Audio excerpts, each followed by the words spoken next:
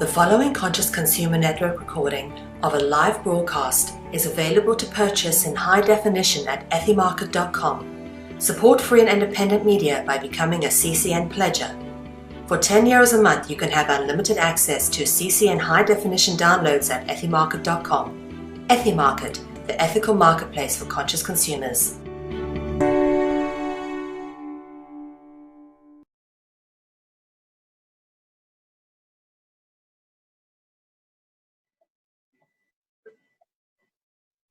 Welcome to episode 5 of Interactive View TV. I'm Dr. Carmen Boulter, and my guest today is David Whitehead from the Modern Knowledge Tour. David, welcome from Toronto. Hey, Carmen, pleasure to be on with you. Thanks for having me on today. Really nice to have you. So what can you tell me about this year's lineup of Modern Knowledge Tour? Well, we have I'm going to start with the West Coast. Usually I start with the East Coast because it starts first, but I'm excited about our West Coast events. And we have this awesome researcher and person that I've gotten to know very well named Dr. Carmen Boulter. I'm not sure if you've heard of her, but she's going to be one of our speakers on the tour. She's going to be you're going to be hitting up Vancouver and Victoria. But we're starting off this tour in Montreal, Canada. One of my favorite cities, a lot of great people there. We're very excited about it. And that's actually coming up this weekend.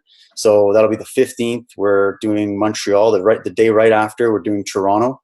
The Toronto event's pretty cool because we've got an actual webcast happening. So if you can't physically make this event, you can actually still participate in it online from anywhere. As long as you got an internet connection, you can check out the live webcast. It'll be the whole day. It starts at 8:30 a.m.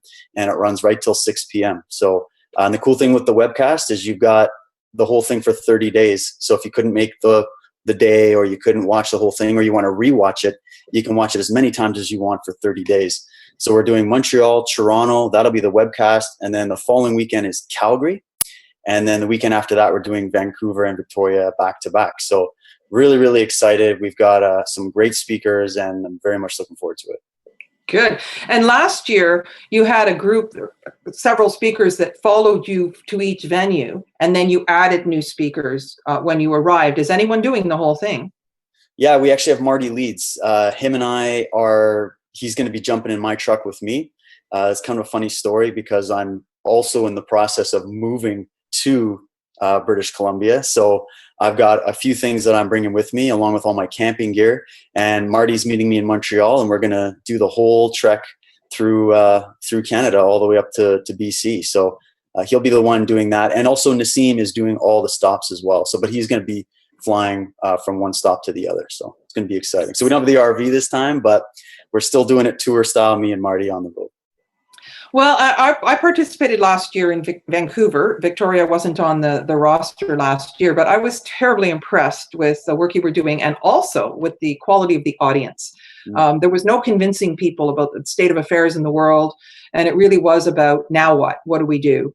And I'm curious about how it all started with the idea of what is modern knowledge. Do you see a big difference between what was considered knowledge in the olden days and now? Well, I think it's really just looking at the information about who we are, why we're here, and where we're going. I mean, these are the big questions that we all ask ourselves, no matter what background you come from, no matter what period of time you've lived in on the planet. You're going to find yourself asking these questions. And what I found, especially, I was inspired a lot by your work, Carmen, and also people like Michael Cremo, who we're also having on the tour, who've gone into ancient human antiquity and looked at the past and saw that there was a body of knowledge and wisdom there that has been lost. It's been lost over time, and it doesn't seem to be something that's right out there for people to be interested in the mainstream. And yet it's very valuable that we look at this ancient body of knowledge and really try to bring it forward into a modern day context, which is what we've tried to do with the tour. Excuse me 1 second here. There we go. Funny, that was actually Chris trying to call me. But anyways, we have, so what Chris and I were trying to do with this was to say, okay, we've got all this, we know a lot of these great speakers, researchers, authors, philosophers. I'd been doing my show Truth Warrior for a while and interviewing people on these subjects. Chris had been doing his own little meetup group events and just getting people together, doing documentary screenings and whatnot. And then basically we decided to turn this whole thing into an actual event where you can physically come, you can get in there, you can meet the speakers, you can ask questions, you can interact with other like-minded people that are just as passionate about this as we are. And what we think is that when we're having this meeting of the minds and analyzing the world politically, socially, in every sense, individually as well, analyzing who we are and our place in everything, that it has to be updated. But it can't be updated if we don't respect the past and look into ancient history and see what those who have come before have put down. And we can take from that and then bring it forward and build new ideas onto it, which is why we're excited to have Nassim Harriman. He's done that very well. He's come at it from a physics perspective, but really bringing in a lot of old esoteric philosophical concepts and bringing it into that modern scientific approach as well. So, and with your work, Carmen, bringing forward these new discoveries that are going on in Egypt and other places around the world. This is us revisiting the past so that I think we can have a new idea of what's going on in the present time, and then maybe we can hopefully change the future. So that's kind of the idea with what we did with Modern Knowledge. Now, it seems to me, though, that people are not thinking the way they used to, and that a lot of this propaganda and truth not being a value in TV and Hollywood and made up stories and ways that we're being told what to think instead of how to think in school has really started to take its toll on people. And I think that you have a unique audience that is kind of thinking outside the box and outside the established system. But what's your perception about what's going on with how people think these days? Oh, wow.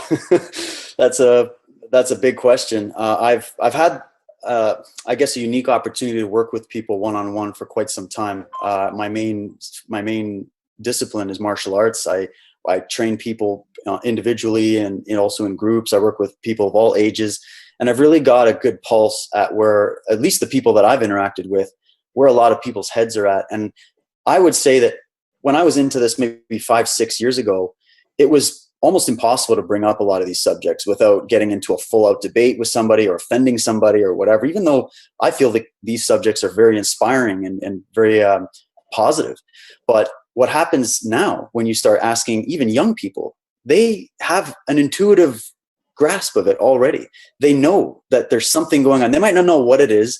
They might not be an expert. They might not have done a lot of research, but there's an overall feeling that there's something shifting, and people they're hungry. I think that's what it is. They're fed up with just being given the same line of garbage from the television, from their politicians, from the corporations that are coming in and slowly taking over every area of land and resource possible in our country, no matter where you live in the world. People are sick and tired of this.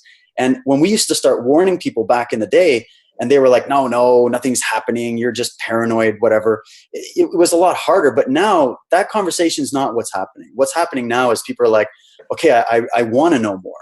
I see what's going on. Maybe what you're saying sounds a little bit too big for me, but I do want to know. And that's kind of the sense that I get.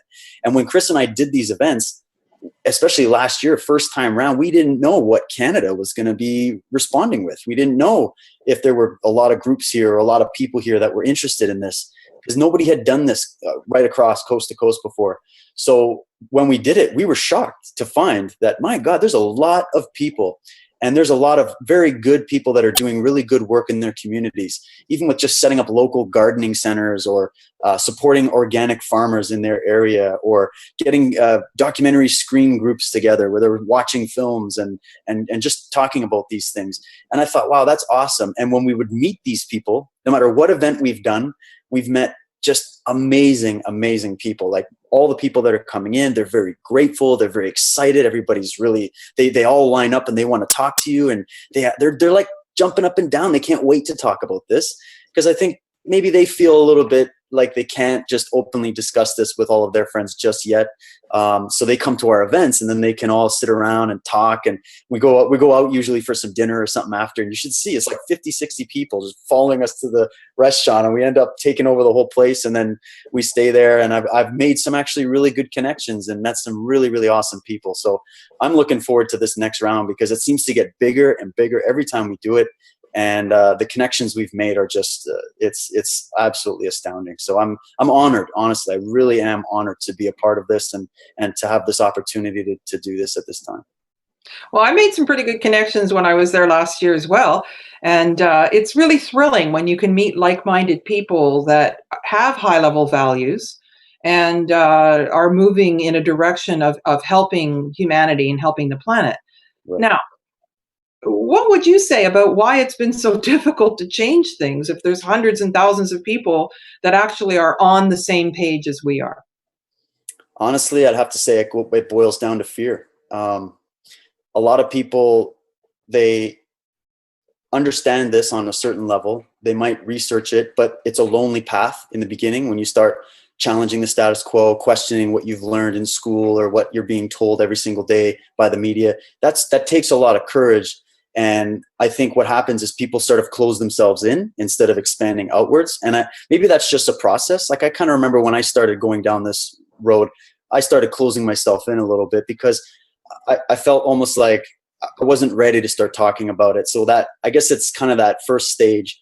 And then after a while, you start developing more knowledge and more awareness of it, and then you develop more passion for it. And there's a decision that I think gets made. And some people make the decision to say, you know what? I don't care what other people think of me. I'm going to speak my honest opinion. I'm going to speak my mind. I'm going to speak freely. I'm going to share information unapologetically. And then there's other people that say, no, I'm not ready to do that because I'm worried about how I'm going to be viewed. I see this even in the alternative research community as well, where a lot of people even limit themselves as to what if going into the real areas that they want to go to because they're worried of perception. So this is where I've been inspired to work on myself in developing that and being stronger in that. And then also trying to help other people. And coming from the martial art background, I do this on a regular basis, is helping people chip away at their inhibitions, help them face their fears and their doubts and their disbeliefs and whatnot, and help them really realize the potential of what they are and how powerful they are and how awake and enlightened they already are. It's just a matter of making that decision, that decision to go to that next step. So this has been, I think, what's always held back any kind of critical mass awakening, is that I think it's there in the undercurrent, but there's now the step. It's not just the information that has to get out there. We need to be empowering people. We need to be encouraging people. We need people to know that they're not alone and that there's resources out there like this show, Carmen, like what you're doing with Interactive U, what we're doing with Modern Knowledge. All of these things together are creating a platform where people are going to say, you know what? Hey, there's other people talking about this. Oh, those guys are doing that. I have something to offer. I know this. And then they come forward and they step out of their shell and they start sharing their experience. I've even seen this with whistleblowers, people that have come out of banking industry, corporate government positions, military, police, where for years they knew about all these things going down. And yet they just obviously didn't want to lose their job. They didn't want to lose their stature or their career. But then they made the decision that they couldn't take it anymore. They'd seen enough is enough. And they knew that it was more dangerous to let things go as they were for the future of their family than it would be to step outside that shell and make that decision to really bring the real truth forward. And so I'm always encouraging people that if you're in any of these fields where you're seeing any of this going on and you want to speak out, now is the time, because the networks that are support you, the people that are support you, and the people are ready to hear it. I really think they are ready to hear it. We just got to get them to that next stage. So thank you. What about the concept of conspiracy theorist and how that has kind of pushed everybody back? Well, that word is literally a media generated term. I believe it started back with what was it, Nixon or Reagan, one of those administrations where they were trying to hide what was really going on, and they started pushing this term out through the media of conspiracy theory, so that way, anytime you heard about criminality or corruption at the highest levels, you just throw a label on that. Oh, it's a conspiracy theory, so therefore it must be utter nonsense. When the truth is that if you go into a court of law and you sit down for a few minutes and you watch a few cases, you'll see all kinds of regular citizens being convicted of one kind of conspiracy or another. Conspiracy to commit theft, conspiracy to commit murder, conspiracy to commit this, conspiracy to not pay the parking fee that you have for parking in front of your own house or whatever it is. So there's that. But what people reject is this notion that criminality can happen at the highest levels in politics. And it's so interesting because that's usually the place where it normally happens historically, right? Whereas in the modern day, they've done a really good job of putting these I guess they'd be talismanic words, these words that are out there that if you really study the word conspiracy and the word theory and you separate those two words, you know, you really you're going to get a different perspective on it than what's presented when somebody goes, oh, that's just a conspiracy theory, right? So I think they're getting smarter with learning how to actually look at words. I don't even use that term as much anymore just because of how much damage has really been done to that concept. And what I just tell them is I speak about it from the sense of, well, we all know that there's corruption in our government. There's corruption in the military and in the corporate world. There's corruption that's taking place. What we would say, though, is that a lot of that has become centralized. A lot of that is highly funded. A lot of those criminals, and they have a lot of influence. Whereas the everyday average Joe, like me or whatever, we can only do so much. But if you have all kinds of money and you have knowledge that other people don't have, and you have control over certain media organizations or centers of any kind of influence, well, then you've got a bigger game going on. So redefining the terms, I think, is what really needs to happen. And people just need to wake up and look around. They don't need to go and necessarily research all of this. They can look around and see it in their face that there's something going on that's wrong. We're continuing to push these wars. We're continuing to be surveilled constantly. We're continuing with this push for getting rid of natural organic food. We're continuing with the fracking and the damage to the earth. We're continuing with the lies and the same old story. And here in Canada, we got elections coming up, and it's the same tune coming from these different candidates. So all people need to do is just open their eyes and see it as it is. It's all right there for them to be able to see. Thank you. That was a great answer. But the term, being a researcher from the graduate level, to be a theorist, you have to publish widely for up to 10 years before you can come up with your own theory. And you have to demonstrate it over and over again and find that the probability is less than 1 in 1,000 that this happened by accident. And then you have to work really hard to be a theorist. But in this game, a nanosecond and you're a theorist. Right. And so it's just such an incorrect use of the term that it's really it's astounding that it works. But that's what consciousness is about, is it waking up to see what the game is and how the propaganda and the repetition is designed to stop people from thinking their own thoughts. They basically want people repeating what they're shown on TV, the programs there in school, and it goes on from there. So yeah, it's funny you brought that up, Carmen, because I never really thought of it like that. But it's when you think of it like, oh, the theory of evolution, or the theory of relativity, or the theory of string theory, they're given more respect when that term is used. Oh, it's respected. It's a theory. It's a legitimate theory. But like you said, when it comes to conspiracy theory, that's something that has been overshadowed with this idea that anybody talking about it is just crazy. They just want to rebel against the system for no reason. They're wearing tinfoil hats or whatever. They're making this stuff up because they're bored. I don't know, whatever they're trying to push out there. And so I think, like you said, it's just about really being able to analyze it for yourself. That's what I always ask people. When I'm talking about anything like this, I say, look, I'm just a person talking. This is my opinion. I've done extensive research on it, and I've spoken to experts in the field. But what you need to do is go and look at it yourself, because it's not going to work if I just say it for you. You have to prove it out for yourself. And anybody even coming to our events throughout this whole tour, they might not agree with every single speaker 100% on everything.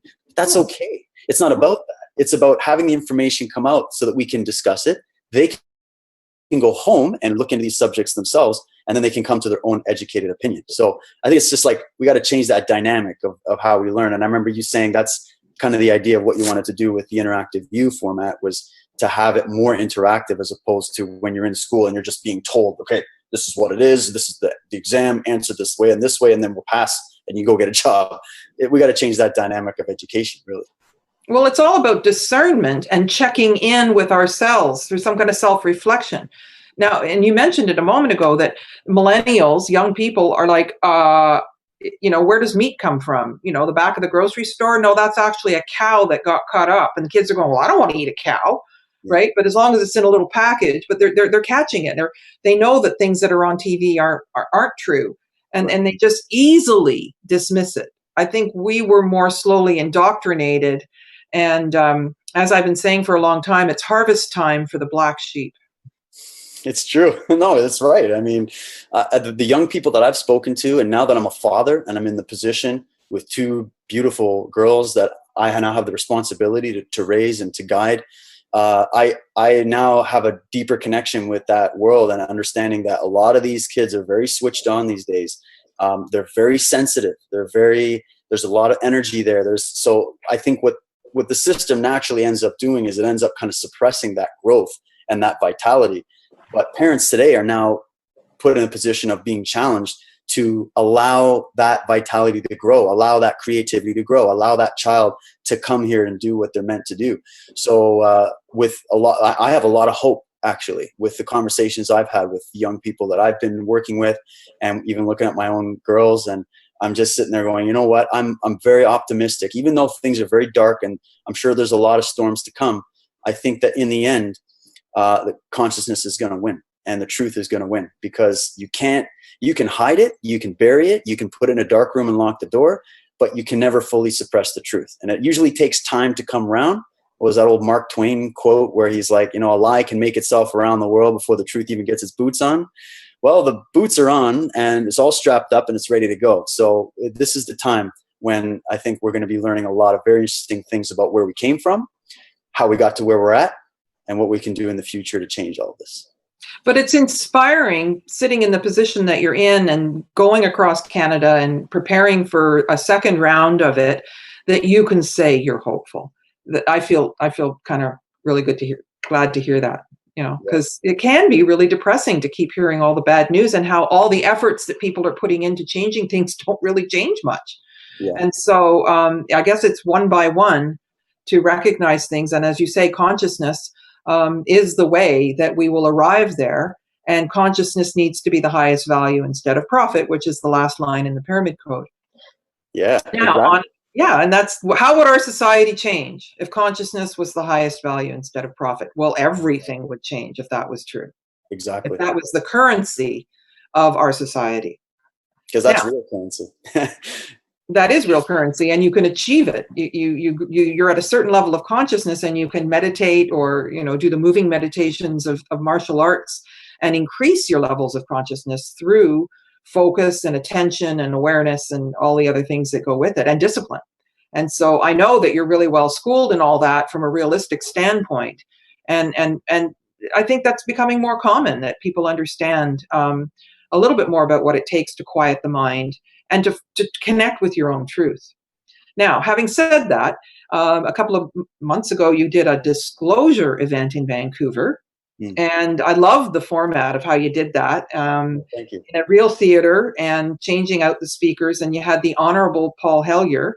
You had a book signed for me out of Toronto by him. And his book is called Money Mafia. And I read every word of it. And I thought he did a really good job of summarizing the situation, but also to unpack and to have a variety of speakers looking at the situation with disclosure. I thought it was a really complete expose of what's going on and really up to date. And again, it's shocking that people have been working for decades to, convince congressmen and to, try to expose things. So many different countries have already released their UFO files. And still, as long as the United States is keeping a clamp on it, it just holds things back. So given that overview and the entirety of the day that I witnessed every word of again, can you just tell the audience a little bit about the situation as it stands now about disclosure? Well, ever since that tour finished off, we've been in a situation of really trying to get this event series going. So we've been having some email communications back and forth with the speakers a little bit here and there. I know Paul, he had a much needed vacation. So he's kind of slowly getting back into the swing of things as well. And he's got some ideas of what he wants to do. And I think that I'm not sure with disclosure that it's going to be happening as imminent as maybe Stephen Bassett is very hoping that it will be. I would like it to be. I wish him the best, and I think he's doing a fantastic amount of work in that regard. But I guess my personal take after watching the whole tour and speaking to everybody is that for disclosure to come from a government that is already so in the dumps in terms of their credibility, we know for a fact, I'm kind of more with Dolan on this one, where we know that they probably are going to roll this out bit by bit in a propaganda sense, where they can still keep a control and a lid on it to their level. I feel like they are ready to let something out of the bag, and they got all these, there's a lot of stuff coming from NASA about them finding new planets all the time. Of, oh, this planet could support life over here. This planet could support life over there. The media, every single movie, every single television show you see coming out now is all just loaded with this. So they're preconditioning the audience, which is us, for something. But I don't think it's just going to be the raw story. I think we've already been given the raw story, and it's come from people that we presented on the Disclosure Tour and many, many, many others around the world. You should have seen the amount of people that actually came internationally to our event series for Disclosure. And we had translators there, and they were coming up and showing us pictures and their experiences and contactees and all these people. It really blew me away. And the fact that they traveled all the way to Canada to hear these speakers and to see what was going on here in Canada, I thought that was awesome. So I think disclosure, or disclosure of truth in all of these fields, not just with the ET situation, but also with free energy and the banking system and how it's really set up, and the legal system, the government, and on and on and on. That's why I liked Paul's presentation, because he really brought that other side to it, and which shows you, what, look who we're asking. We want this to come out, but look who we're asking. Let's take a look at all of these things that need disclosure. And it's going to come from insiders. It's going to come from more and more people coming out of the woodwork and sharing what they know. So I think we're in the beginning stages of some huge momentum in that field of bringing this forward. Will the President of the United States walk out, or the Pope walk out and say something? I have no idea, but if they do, I guess I'm going to be extremely cautious about the information they're willing to give, because I've already heard the real inside stuff from the real people that are experiencing this phenomena, and the real people that have researched this, inside and out. So I don't know how it's going to go, but I think we're definitely on the right track. That's for sure. Well, it was astounding to listen to everyone explain how they know what they know, and particularly Paul showing pictures of politicians, and in his book he's got pictures of him standing with Reagan and everybody, and he's had meetings, and he was the Minister of Defense in Canada, and he's really come out and explained how all these things are tied together, and the purpose of not having disclosure, because I think the US is running out of boogeyman. They artificially create a boogeyman. They get people together to go, oh, he's bad, throw mud at them and pat each other on the back for getting rid of the boogeyman. Well, we're running out of boogeyman, so now the ETs can do that. That's one point. The other point is that we imagine that they're all in these little round flying saucers. Well, we're on our scooters, on our skateboards, in our vehicles, on our airplanes. I mean, we are all, everything we do seems to involve vehicles. Yeah. And so we project onto ETs that that's what they're going to be doing too. And we just accept that. But not too many people think that through, because they can shape shift and, borrow human bodies. And for me, the ancient Egyptians were really, conversant with the other side and multidimensional spheres and entities being able to have, spiritual beings having an earth experience, or channeling, or contact with elders and more knowledgeable ones. Anyway, so.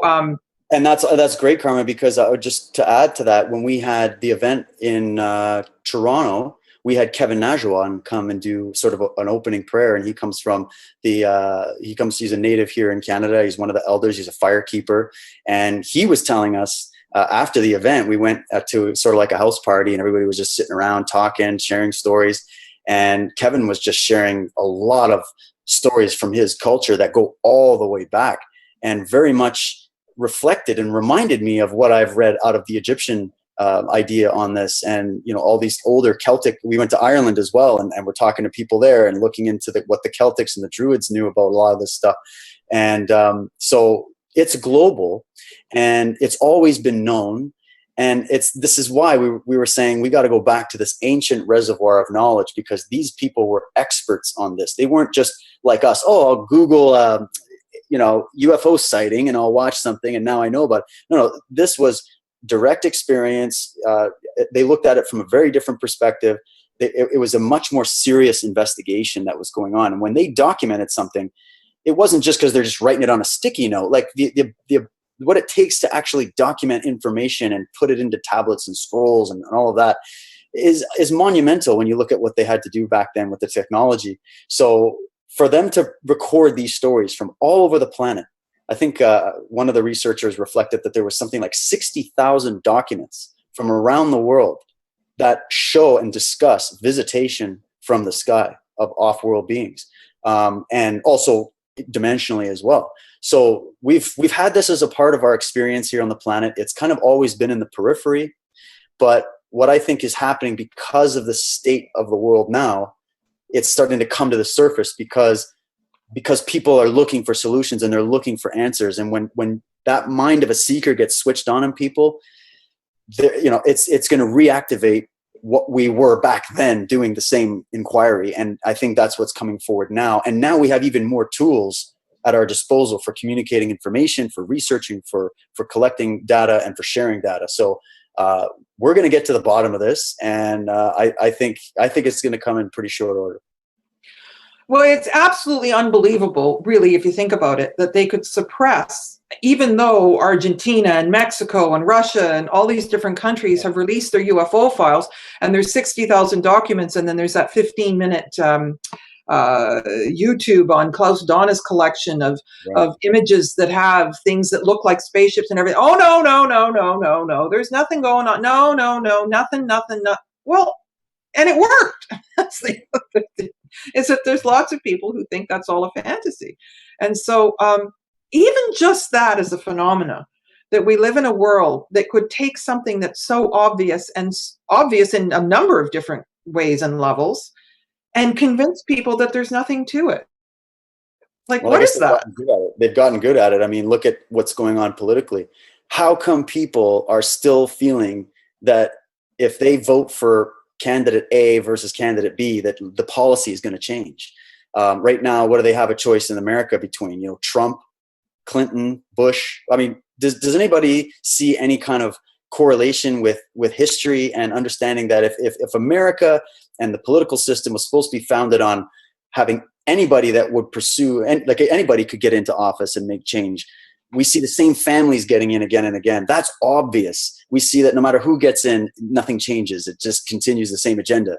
It's not like we're ending wars. It's not like we're ending taxation and debt and all of these things, which is why I'm glad Paul really just started to weigh in on his experience, because we need more people of his rank and experience to talk about it. But to us, it's obvious because we've brought it from the subconscious mind to the conscious mind.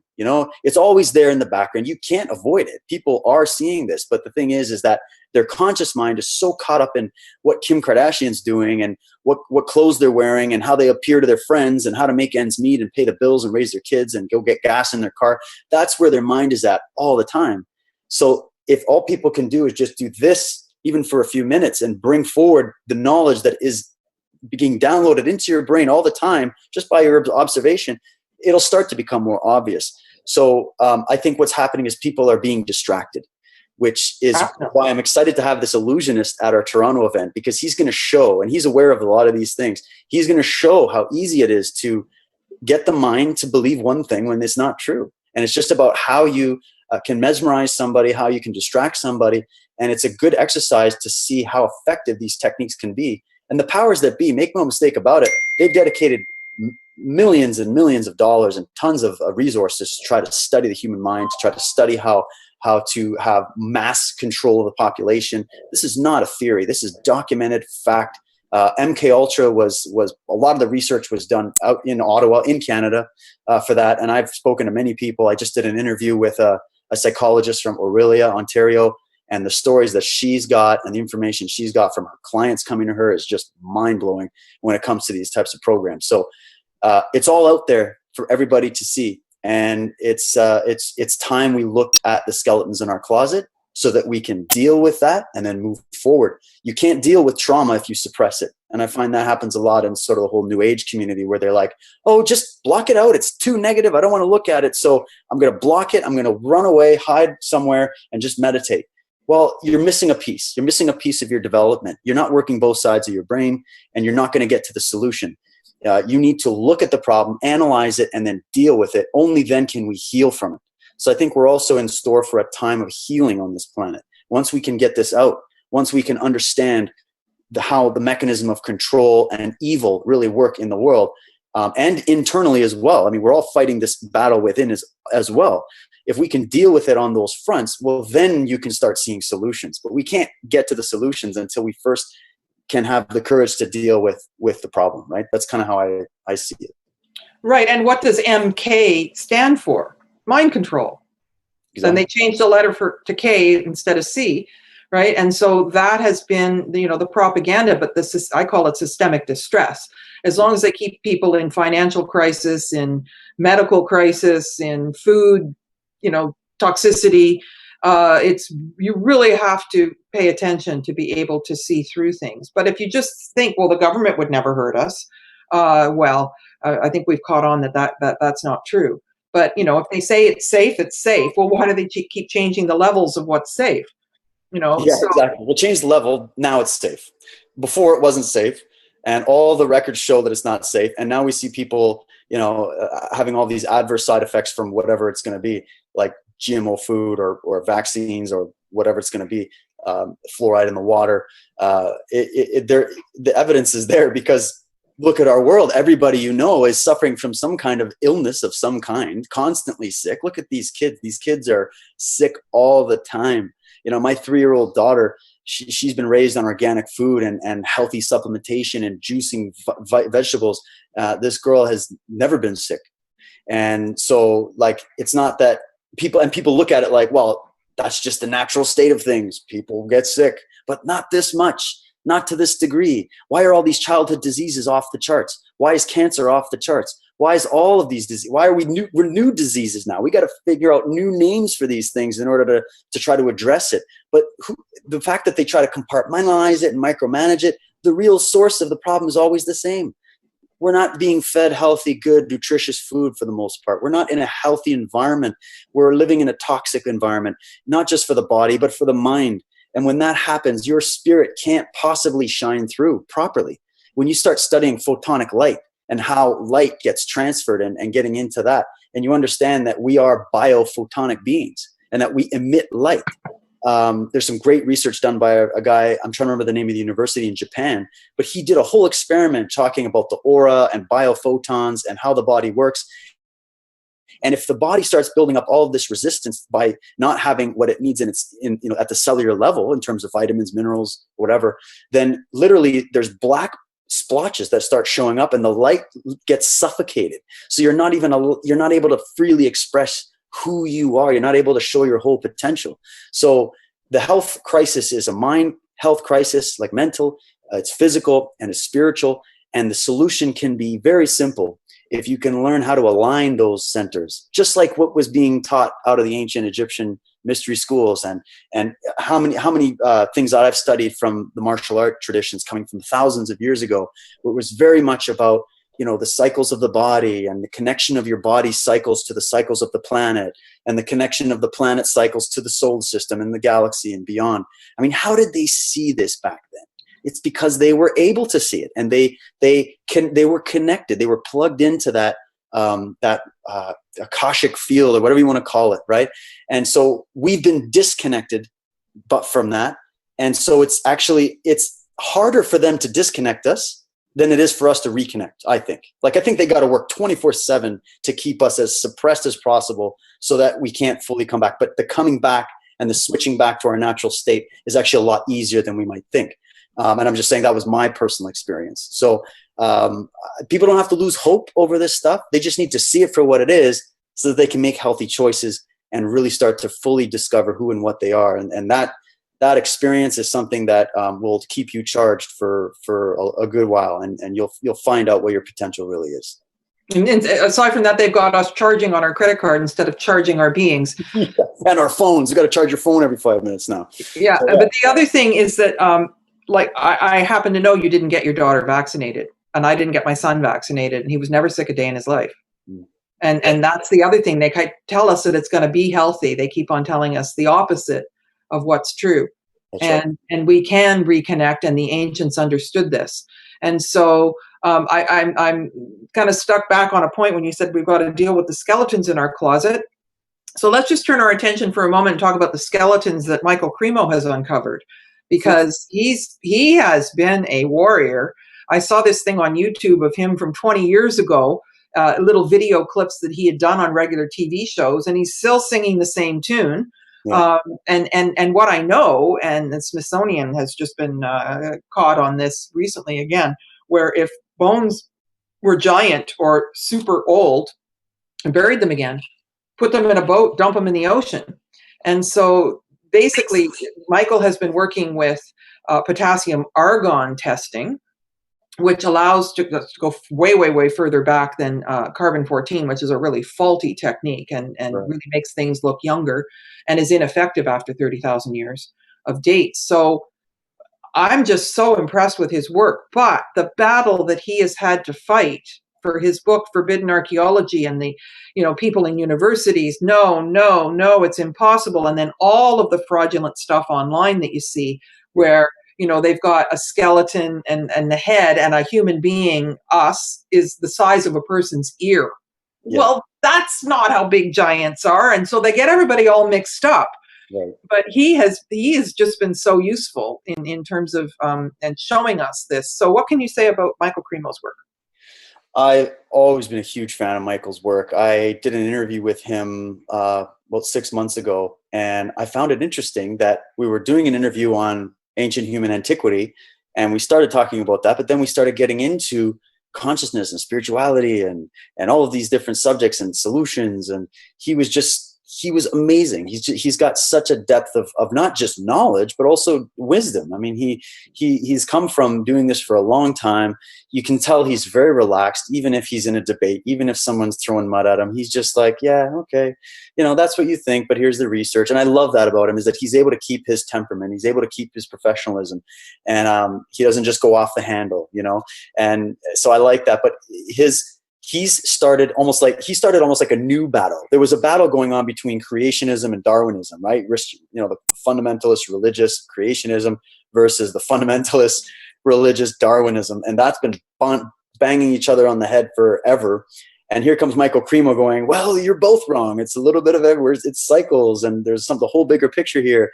And there's been many other people like Lloyd Pye and others that were coming in with this as well.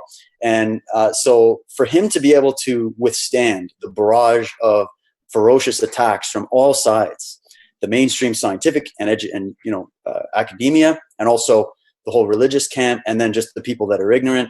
I mean, I don't know what else you can ask from somebody. And here he is. He'll do an interview on anybody's show, no matter how big they are. He'll go out there, and he's looking forward to coming to this event in BC. He'll just be getting off an Alaskan cruise that he's doing, which is some kind of like spiritual meditation cruise. So he's going to be coming into Vancouver. And of course, we know how beautiful Vancouver and Victoria are. So he's going to be nice and calm. And I'm also looking forward to seeing him present next to your work and Marty's work and Nassim's work. The collection of that is going to be, man, people are going to be blown out of their seats.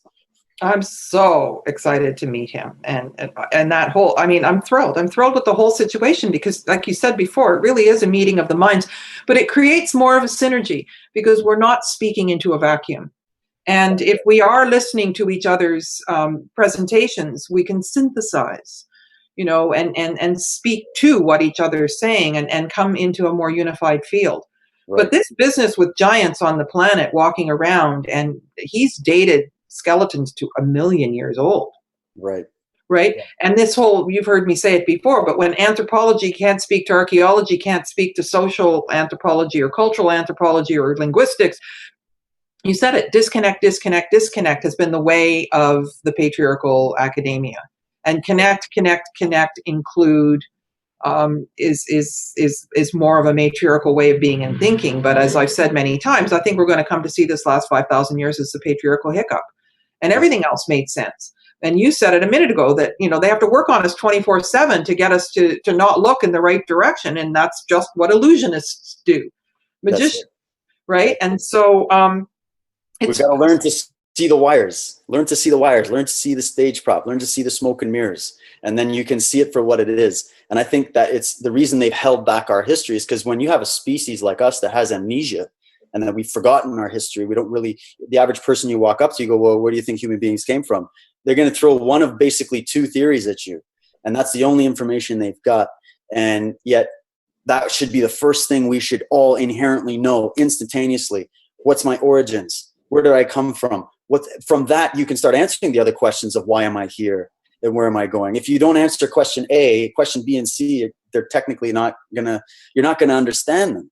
So for us to get into our ancient history and understand, were there giants on the earth? How did that affect history? How does that play into our understanding of how some of these megalithic structures may have been built? When I'm in Ireland, climbing up to some of these stone passage tombs on the top of mountains that took me like 45 minutes of a lot of stress, and I'm in pretty good shape. It took me a while to get up there, and these guys are lugging how many, like 10-ton stones and stacking them all together, aligning them with constellations. I mean, I want to know how they did that. I want to know why it was so important for them to do that. I want to know how that connects to what has brought me into being in this modern time, because we know our genetics have memory. We have a race memory. Our consciousness has memory. So we can't be in a space of forgetting where we've come from. That's why people are so confused. That's why we're, I think, messed up. It's because we haven't been able to resolve that. So this is a great, like, especially the West Coast events for this subject of ancient origins and getting into that. That's going to be very powerful. And I think it's a great way to finish off the tour because on the East, we're like here in Toronto, Montreal, we're also going to be having like Alex Gray and Allison Gray, and we have Dr. Adrian Mitchell calling in. So it's going to be very much, and Tom Clearwater, very much into the free energy and scalar, humanity and consciousness. And then as we're moving, we're going to keep that going. And then by the end, we're going to be weaving in ancient history, human origins, and where we come from. And I think that combination is just going to be absolutely powerful. Yeah. Okay. So I'd like to show the video clip that we've got put aside here to give an overview, because we've been dropping names and we've been dropping city names and this sort of thing. So, and I really commend you. You've done a tremendous job with the promotions and the creation of things to post on Facebook. Very interesting, excellent graphic work. Has that been both you and Chris Russack doing that? Chris is 100% working. He's working like a champ behind the scenes on the graphics. That's his talent. That's what he's gifted with. So he's been doing a lot of that. And we've been working closely also with Collective Evolution, who's been an amazing support for us. Without them, we wouldn't have got this word out half as far. We've gotten some props from the band Tool, which is a favorite band of Chris and I, who've posted and advertised for us. So all the work, and even you, Carmen, your support and sharing and doing this show.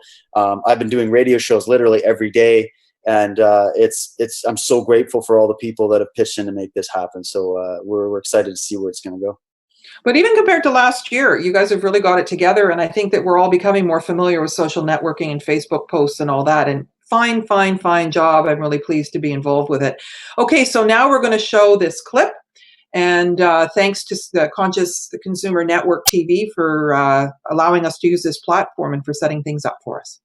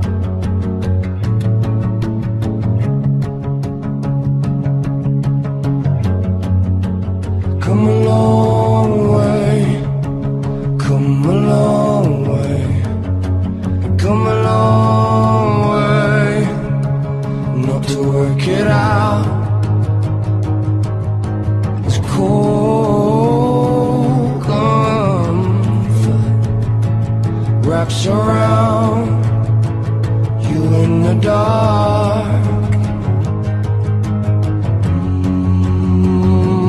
Come along.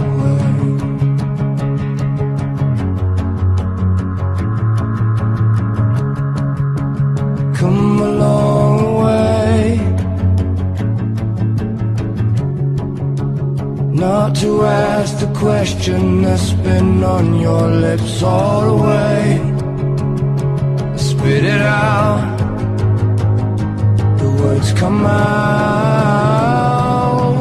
yeah. Oh, it's already, oh, not as heavy as before. Come a long way. Come a long way. Come a long way.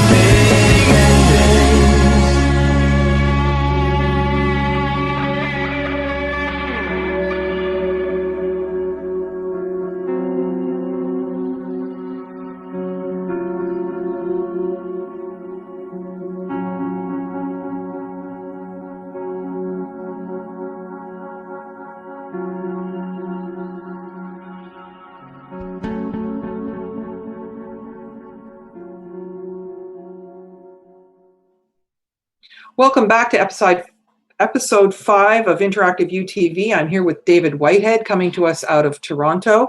So David, what would you like to comment on that video clip? Well, I actually, I built that clip from hearing the song. It's actually the song's performed by Fink, who's one of my favorite artists, and the song is called Pilgrim. And as soon as I heard it and heard the lyrics and then heard the name of the song, I just felt that's what I felt when I was doing the tour last year. I felt like I was going on a pilgrimage, and I felt like the idea of, like, you know, the fact that we have from small beginnings, we've grown into something. I felt like that applied very well to modern knowledge as what our venture is, but also it's applied to our our ancient history. And I love in that clip where it switches over to showing the pyramids, and it's getting into your clip, and it's talking about from small beginnings, you know. It might actually be from big beginnings, but what I thought about that was just the way that clip was, the way I put it together, it was something that came from the heart. It was something that came from me just wanting to express how passionate I am about this knowledge and this subjects and what we're really trying to do. It's not just doing it for fun. It's not just a hobby. It is fun. It could be a hobby, but it's actually from a deep passion. And so that's kind of how I wanted to build the clip and let people feel the experience that we went through on the first tour and then what we've got coming up in the future. So it's exciting. Excellent. And the clip was really nicely done. Yeah. So I'm thinking about Peru, and instead of paying taxes, people would spend a month of every year working to keep the pathways where in the Inca Trail where they did the pilgrimages. And so they would bring firewood and water and, you know, food and that sort of thing. And so people for the rest of the 11 months would walk around and just go and be nurtured along the way. And they'd have a roof over their head, a place to sleep, food, water, heat. And that to me makes a lot more sense to communicate and to contribute to the community instead of, you know, paying taxes that who knows where they go. I mean, we're paying the, you know, the lunches and the limousines and the, you know, the forever pensions of the politicians. And it seems like our money's getting wasted instead of really going back to the people. And that's what's really lost is, you know, things don't work for the average person anymore. It works for, you know, the corporations. But even so, I mean, it's a type of insanity to, you know, be ruining the air for the future generations and ruining, you know, putting Roundup all over the whole thing and poisoning the water table. And it's just, to me, I have to say, though, no matter what I know about it, I also understand that we have a window of tolerance. There's a certain amount that people can cope with. And the rest of it is just like they short circuit and they can't contain any more of these horrors. But I have to say, I find myself thinking, like, what is the source of this level of greed and selfishness and evil? I mean, all these people have children and grandchildren as well, don't they? What's your opinion on that? Yeah, the source. I guess it's kind of like an infection. I like how the Gnostics, when you read what came out of Nag Hammadi, the codices, they were talking about the archons and this whole idea of almost like a mind parasite or some kind of a parasite. They describe it as parasitical. And even when you get into studying psychology and you look into the real work of people like Freud and Jung, a lot of the work that is widely known is just scratching the surface of what they actually were putting out. And you get in there and you realize that there's been some deep trauma that's happened historically. And I think maybe it has to do with a lot of the different cataclysms and the movement of empire and the wars and the type of life. And just think of how that memory gets embedded. And we've been trained for not just for the last 50 years or since 9/11, we've been trained for thousands of years on how to get on our knees before monarchy, on how to be submissive, to look at the force of the universe as some kind of masculine, oppressive, watchful, jealous being, instead of understanding the interconnected aspect of everything. So we've come from a past of trauma. And there's a good book actually by Jack Barringer called Past Shock. It's a short little book. I read it when I was in the Bahamas last year. And I was sitting there and I read this book in like an afternoon. And I like the name of the title because he was really trying to show this in the book. And other researchers, you know, Michael Tessarian has gone into this. Other people have talked about it, where there's been past trauma that has kind of been linked into our genetic memory, our phylogenetic memory. And so here we are today, unaware of how to deal with this, because our ancestors, there was only a small group of them that knew what to do. There was a small group of the shamanistic classes and the real knowledge bearers. And I come from the warrior tradition. So there was only a small group of these warrior classes that were actually there fighting for freedom and fighting for the people and for their land. And so there is that reservoir of knowledge, but most of it is coming from the masses of people who have been living as slaves. And so we're coming into this place of hopefully coming out of slavery as a mindset, but it's a leap. We're covered in fear because of the fear that was felt, I'm sure, in ancient times of when you would rebel. there was punishment, and they've gone out of their way to make sure that you knew you were going to be punished if you spoke out of turn or spoke out of line or didn't get on your knees or whatever. And I mean, not much really has changed today. It's changed formats. Now it's all about political correctness. Now it's all about, you can't talk about this group, you can't talk about this, you can't point at that, conspiracy theory, don't worry, the government. Like, all this stuff is a way of penning everybody's minds so that they can only think in a box, and they don't know how to think freely. And so I think that in order to address something like evil, in order to address the ills of the world, I guess, people first have to go within and address what's going on inside of them and sort of deprogram. We have a lot of deprogramming that has to happen. And so instead of going out and just going in the streets and waving banners, maybe we should spend some time focusing on what we can do as individuals in our life to grow in our consciousness, to grow in our awareness, to empower ourselves, to gain this knowledge and understanding, to pursue truth, to become warriors again, and sages and teachers. And when we do that, it will automatically become contagious. Whereas right now it's the fear and the dark side in a way that's more contagious, because that's what people know. They don't know how to deal with it. So that's what it keeps moving around like a virus. So like any virus, you need to address it, you need to assess it, and you need to build up the immune system in order to repel it. And that's what I found was sort of coming out of that ancient Gnostic wisdom. I know this is pretty much through a lot of these ancient spiritual traditions, but building up the immune system so that the virus can't hold, I think, is the way to go. A lot of people just want to go right for the jugular, but there's a way we can do this. And I think that immune system building is going to come from that inner development, that personal development. And I've just noticed in my own life, when I started doing that, I didn't even have to go out and talk to people about this stuff. It was just like the energy itself was inspiring people and influencing them. And then their energy started coming out, and it's like lighting a bunch of candles or something like that. And I've seen other people that are very good at doing this as well. So I think that's really my best assessment of what we can do. A lot of people ask, what can I do? Well, use your creativity, use your imagination. Don't worry about what other people are doing. I see a lot of finger pointing going on, especially in this alternative community. A lot of fighting inside, a lot of finger pointing, a lot of bashing of other people. That has to stop, in my opinion. We have to evolve. We're not 5 years old. We're adults, and we need to be able to look at this holistically and focus on what am I doing? Whatever they're doing is what they're doing. What can I do? Because there is something you can do. And everybody's going to have to discover what that is for themselves, I think. Nice. So to switch notes, I know that you spent some time in Ireland with James Swagger, and he was my guest a couple of weeks ago. And he really is coming at it from a very scientific standpoint, having a master's in engineering and one in research. And he was stating that 75% of the stone circles in Europe are in Ireland. I have to admit, I wasn't aware that it was that high a percentage. And he's gone to over 400 megalithic sites, and you had the privilege of going with him to a lot of these sites, along with Chris Russack, who's your partner in Modern Knowledge Tour. So would you mind telling us a little bit about how that trip went and what happened to you while you were there? I just got goosebumps when you asked me that. I've never been the same since I came back from Ireland. I'll be very blunt about it. That's not just me being melodramatic.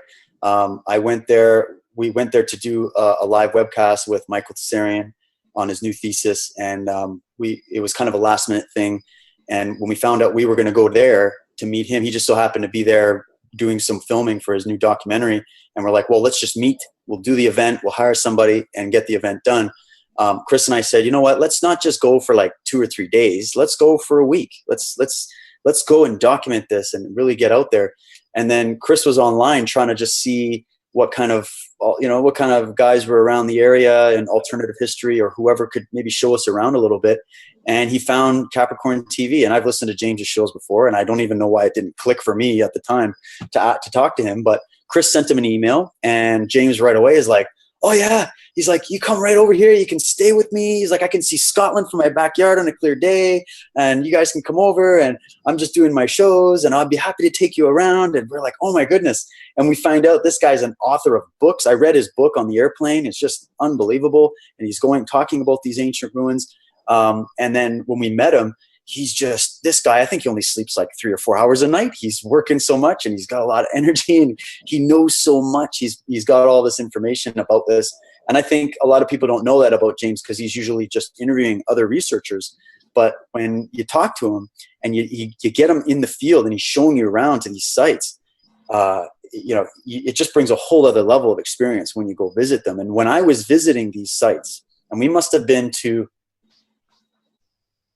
maybe by the end of the trip, we were probably 12 to 15 different places. And we went to Newgrange. We went to, we saw a bunch of old castles. We broke into a castle. We had to look around. And that was a peak experience for me. But we went to a lot of these ruins. And when you're there, when you're standing in them, first of all, when you come up, and I went to Stonehenge a while back when I was in London, and I remember that same feeling when you go up there, you see it, and I've only seen pictures of it, and it was the same with these monuments, but when you're there, you just get blown back. It's like, wow, those stones are massive, and they're geometrically placed. And James is sitting there showing us, he's like, here, we'll come at night, I'll show you how the constellations and everything lines up. And at the equinox, the sun hits this plate and it nails that stone right in the center, and it shows you the Irish legend. And I'm like, this is some Indiana Jones stuff, man. This is awesome. So the overall feeling I got was just like an electromagnetic charge or something was there. And we had to do some real rough climbing in some of the mountainous areas to try to get up to some of these, they call them passage tombs. And they are obviously tombs, but I think James thinks they were tombs as well as obviously monuments they had a function beyond just burying kings. It was almost like there's a monument that you really respected and it really touched you, so you asked your family to bury you there. That was really more what it was, as opposed to it just being for the purpose of burying people. Why go through all of that work just to bury some people, So there's a whole bigger story to a lot of those monuments. And there were ones we could see for miles from some of these high vistas, but we couldn't visit all of them. But they're there.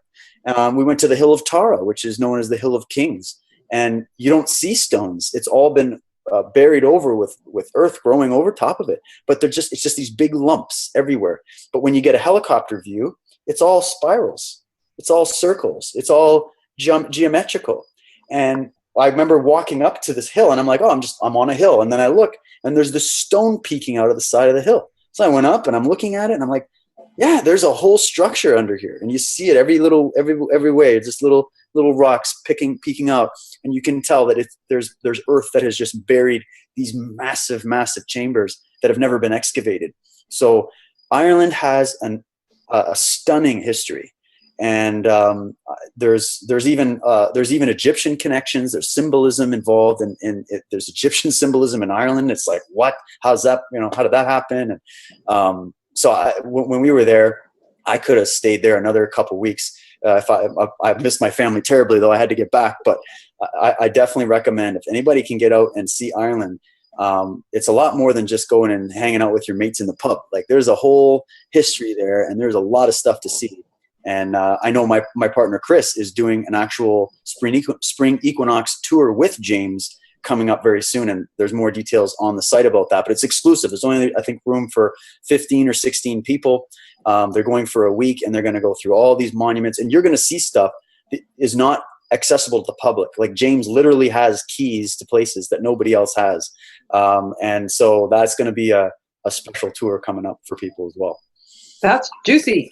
Yeah. But when we were talking, I'm struck by this moment we had of the sense of urgency of whoever was building all this to put the alignments. And it's not the same alignment over and over. It's not just solstices and equinoxes. It's the way different constellations switch places, mirroring granite going down through the rocks, these huge stones.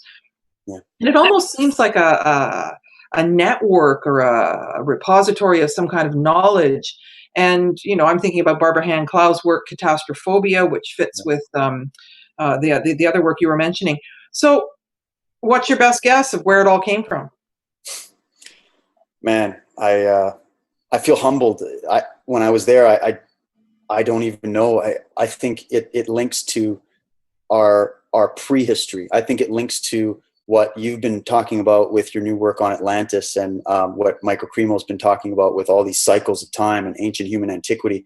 I think it has to do with the fact that we were a lot more knowledgeable about these alignments and our connection, not just to the planet, but to other planets and to the stars and to the movements of everything within the universe. And this knowledge was known to some level, and they recreated it. That's how I felt, like they were trying to put an imprint, and they were trying to, there's multiple functions for it, but I don't know, it left an imprint on me, that's for sure. And you could see that even though they're worn down and they're broken down, you can see the amount of detail that went into just planning this. Like, it would take a bunch of engineers and all these floor plans and helicopter viewpoints and aligning things mathematically in order to do this today.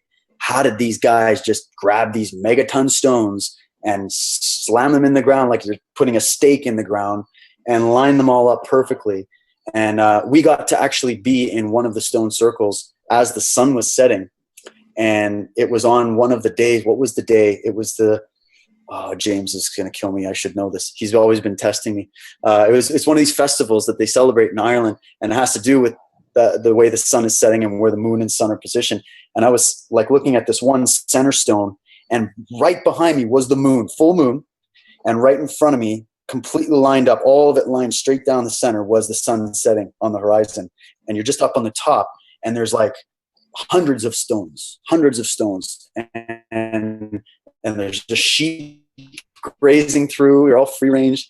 And that moment, it was like, wow, unbelievable that they had this ability to capture that, and that I can come here 5,000 to 6,000 years later, or however many, and I can experience the same thing as they did. So you almost felt like you were getting in touch with ancient history. It's pretty cool.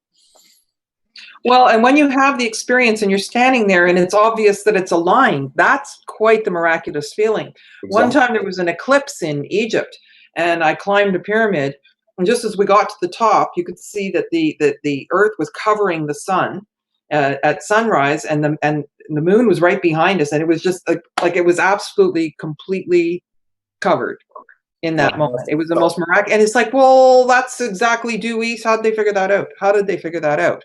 Yeah. So there's a lot there that speaks to higher knowledge. But I also get the sense that because of all the world floods, and because Atlantis, is said to have had 3 major catastrophes in 50. Now, I just found a reference in an ancient text, 58,000 BC. The second one, 17,500 BC. And the last one, 13,660 years ago, which is pinpointed on the calendar of catastrophes on the round ceiling of the Temple of Dendera, which has been known as the Dendera Zodiac. But it's much more important than that. Mm. And so, it's like we're all coming back. We're all bringing the puzzle. Not all. Many of us are bringing these puzzle pieces, are collaborating. I mean, I got interviewed by you without exact same thing with James, got interviewed by James at least 4 times and not realize, I mean, I always knew that you were really onto something because of the level of questions and the commentary that went back and forth. Little did I ever think I was going to end up being the interviewer. I know, but this is it. Yeah, it is an interesting dynamic, but it becomes a true conversation because we're coming with a full deck and we're understanding things from the distant past, and we're broadening and opening the window of tolerance to what possibly could have happened, becoming more psychic, getting confirmation from other people's psychic readings or past life recall. And it just becomes this alignment that is a gentle, centered discernment. And that's helping us understand it all. But it's becoming more and more impressive. And I think you said it, we're hungry for this. Yeah. And we know, and this is an invitation for everyone to come to Modern Knowledge, even if you're from out of the country, that being in the milieu of like minds, hearing the most recent developments, like I'd heard, Paul Hellyer before, but there was something unique about that particular talk he did. Yeah. It seems cumulative. It's becoming more and more credible. I'm standing on the platform of, you don't just stand up there and say, I know because I said so. Yeah. Or prove me wrong. You basically have to show, out of respect for the audience, where you got your information and how it fits with something else. And that's just kindness to the audience and to the reader or the viewer. And so the melting pot is something like Modern Knowledge, but it's almost like you become the loop or the string in the string of pearls, and the speakers are the pearls, and and you become the string, which is very similar to how you do research. Your initial ideas are there, and all of the different studies that feed that fit together. But the thing too now is we're really at the crossroads, because as we look further back in time, we're seeing a lot of matriarchal structures. So I understand that you're going to be going to Malta, and the forbidden word, they call it the G word there, and that's for goddess. And when I was at the Bosnian pyramids, I've got the whole body of work of the pyramids and the whole body of work of angels and archetypes and evolutionary map of feminine consciousness. And here's these goddess figurines that fit in the left hand. And Timothy Moon, I've got footage of him saying, look what I found yesterday. I called her Medusa, which is a chapter in my book. And then they're saying, I saw the dating certificate, the carbon-14 dating for the exterior of the Bosnian pyramid to 38,000 years. Well, that's in the middle of matriarchal time. So stone circle meets matriarchal, spiral, labyrinth, distant past. How far back are we going to go? Like, all of these things are not looking like they're disparaging anymore. Yeah. It's everything. And to see Michael Tillinger's museum and the lab in Bosnia have similar artifacts. If I'm going to do it, I will show you the footage of each, and you tell me if it's two places or one. Well, South Africa is not in the vicinity of Bosnia. Yeah, exactly. Right. And so we see, and that's the thing. It's getting more and more global, but also off planet. I think we're really arriving, at a place where the evidence is right in front of us.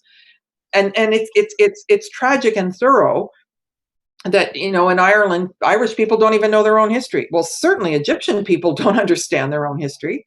Really? Yeah, it's the same there. Yeah. No, I know. They don't have any, they would have taken the pyramids down if we had the technology to do it. Well, in Canada, we don't know our history in terms of what's happened to the natives here and the real history of this country. So no matter where you go, you see again this amnesia of not even knowing local history, let alone ancient history. So I do think it's all going to show a big picture. We are all on a globe. We're on a planet, right? So clearly there's been different things happening in different places, but everything is connected. And at one time, I think it was more connected.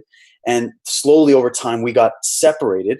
And it seems like that's the only way for conquest and empire to be built. You can't build empire with that kind of central mass of people that are thinking the same way. You have to split everybody up. You got to chop it up. You got to get everybody fighting over stuff. You got to create all kinds of different halls and mirrors for people to walk through so that they stay separate from each other. They stay separate from the knowledge. They stay separate from their history. So what's the cure? Eclectic research. You have to be eclectic about looking at these pieces. You can't just go, I'm going to be an expert on this. We do need experts, but those experts have to be capable of opening your mind up to other expertise so that they can go, oh, well, you know what? I was so focused on this. I missed that. But that's a very important piece, and it really can fit here. You have to put that together. So I've been just honored to be able to have interviewed the people that I've interviewed, read the amount of books that I've been able to read from different perspectives. And I've had many people on the same point have different perspectives. And only when I'm in that position can I say, oh, okay, well, this actually does fit.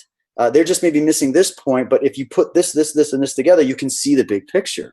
And so it's an exciting time. And anybody that's missing out on this and they're just rotting their mind away watching the latest television show, then you're missing out on the best drama, comedy, romance, horror movie ever happening right now on the planet. And people like myself and Carmen and networks like this and other people, we're all just trying to figure this out. And it's an adventure, and it has to be an adventure. It's got to be an exciting thing. Like, Carmen, you didn't go to Egypt the amount of times you did just because you're like, I guess I'll write a thesis on this and write a book and sell some books. You went there because it was an adventure. It was exciting. You wanted to explore.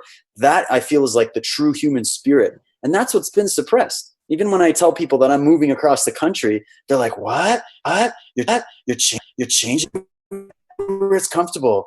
I'm just like, I don't want to stay where it's comfortable. I'm an explorer. I want to go and have a new experience. And I think that is what's going to help, because it's so, it resonates so well within that spontaneity.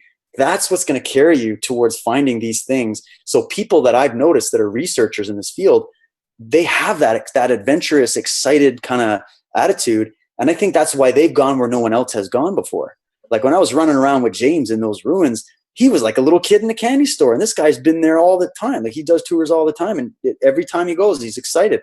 That's why he's seen it in a different way. Other guys, they come from Harvard or whatever, and you know, they go, "Oh, okay, I'll make some check marks there, take some pictures, off we go. Here's my theory, give you my grant money. That's the story of history." But you got to listen. You got to go after the adventurers. You got to follow those people because they're going to find more stuff than you'll find in anywhere else. So I think that's really what has to happen there. Well, there's also the academics that spend a few minutes. I'm getting feedback there. They spend a few minutes and they say there's nothing to it. And that's not fair either, to say that there's nothing scientific when they, you know, it's natural, like the Bimini Road and various places, Yanagooni and all that. They don't take the time to really look at it and do the appropriate research. Yeah. Right. Or they come from a headset or a mindset in the first place that doesn't allow for the expansion of possibilities in consciousness. That's right. Yeah, but when you said comedy, I was very entertained by Steve Bassett when he was talking about how many years he's been working on trying to get congressmen and the government in the States to acknowledge just what's true and all the packages he sent to them. But, you know, he just kept saying, well, look, of course that would take 20 years, or of course you'd send 7,000 of this and then you wouldn't get a single response. And, you know, and it was just like, it struck me that he had been at it for so long that the absurdity of it was showing up. Yeah. And that was quite amusing to the audience, including me. Well, you need comedy to kind of shake up the tragedy, you know, like that's what it's supposed to be there for. And, you know, good humor is actually just a funny way of telling the truth. And so when you see something that it's truthful, and I'm sure someone like him who's been through this road for so long, you're almost banging your head against the wall. You've got to laugh. You've got to clear the air, and you can't get so like, oh, otherwise you're going to be depressed and you're not going to function properly. And I think that's what maybe a lot of people struggle with in this field or in any field of going against the status quo, is it's just so overwhelmingly difficult to do that they let it get to them. They take it personally, and it weighs them down so they can't even continue. I mean, how many great researchers have we lost to that, as opposed to maybe if they would have kept pushing through and like someone like Michael Cremo and kept going and then keep bringing new stuff out. You know, so you can't let it bog you down. You got to laugh sometimes. You got to make an adventure. You're here on this planet, however messed up it is, to have an experience and to have an adventure. And it's kind of like you have to bring your own unique quality to it. You can't just be a carbon copy of everybody else. I like working with people that, whether I agree 100% with everything they say or not, I like the quality of the fact that they brought their own thing to it, and they've got their research, they know their facts, and that's just their perspective. And I love that. And I love having all different things in one place so that everybody can sit back and go, wow, there is a whole, just to show them what kind of world there is of research and exploration out there that's available to them. That's the effect. We had it last year when we did our events. We had different speakers coming from different places, and the effect that I felt and the audience felt as they came up and told me was, just like you had said at Disclosure, it was nice to see different kind of the experts get together and have a meeting of minds. And there was Q&As, and people were, you know, Paul Hellyer, the poor guy, was standing up there answering questions for like an hour straight after doing a 2-hour presentation. And he did it like a champion. And people were just so curious, and everybody went home with like, okay, I'm going to get this book. I'm going to go read that. I'm going to go watch that. I'm going to go visit that place. And that's what we're in this for, because you really got to create that excitement about it. Right. And discernment, to feel within ourselves that it resonates well, that, you know, I think that people, you said it, that if you switch back on, you know things. But we get the impulse. We get the take your umbrella. No, the weather report said it's not going to rain. You know, we get the impulse, but we often don't listen to it. But to go through an experience of listening to a speaker and feel smooth, and to not feel like, you know, because I think that we get that. What do you mean? You know, and how do you know? And if they're explaining what they mean and how they know, and not leaving anything up to guesswork, the audience can have this really smooth, that's my word, uninterrupted, undisruptive kind of experience. Well, that's sitting within truth in the company of other people sitting within truth. Well, Right. I think that's where change happens. Yeah, there's a connection between the logical kind of left brain information you're pulling in at the time and the intuitive aspect of feeling into it as you're doing it. And then kind of thinking outside the box at the same time and going, oh, I wonder if that connects to this. And you look big picture, you know, that's kind of activating the right center of the brain. And so you're really creating a resonance field when you're approaching it like that. And that doesn't mean you're just blindly accepting everything you're being told. That's totally different. It just means you're making the attempt to connect information and connect dots and connect the wires. And then what happens is you go home and you've got all this information in your head. You've just sat for the entire day. Our events are long. We put our audience through a session. Let me tell you, when you come, you're going to get information coming. You know, it's going to be a lot. But what you do is you take time to digest it. And what will happen, I've just noticed this, is you'll be reading a book, you'll be watching a pyramid code on Netflix, or you'll be, you know, talking to somebody, and all of a sudden, a piece of something you heard is going to pop into your head. And the reason it's going to pop into your head is because it was the right time for that information to kind of make sense to you. And then you're going to feel it right here. It's just going to go boom, and you'll go, oh, and you'll have like a eureka moment. I've had so many of these. I love these feelings and experiences. And that's the difference from just sitting in a room with all this fluorescent lighting and reading a book and having somebody instruct you on how you should be thinking and learning. That's a totally different process. Whether they're telling you something that's true or not is the process and the quality of how the information is being brought in to your being. So it's like a new way of learning. And that's why we call it modern knowledge, because it's for people in a modern time. And we're always going to be in the modern time, no matter where we are. This is the current modern time. And so we're going to keep looking at this from different angles, and we got to evolve the way we think, evolve our perspectives. And because of people like you, Carmen, and all these other people we're working with, they're all doing their work. The more you keep knocking on those doors, they're going to open, and it's just going to be like a floodgate. We'll keep getting more and more and more.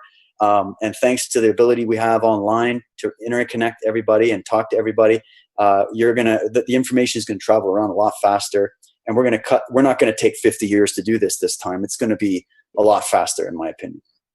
Well, and just noticing how many pyramids have been discovered this year. Oh, yeah. You know, they're popping up all over the place, and most of them are covered with soil and trees, and therefore you can't really see, but that speaks to pre-flood, that they were there before the silt came. I mean, if you start to look at things that way, and they're, you know, a new one in Serbia, and Klaus Don is finding them all over the place as well, and we're doing a trip to Java.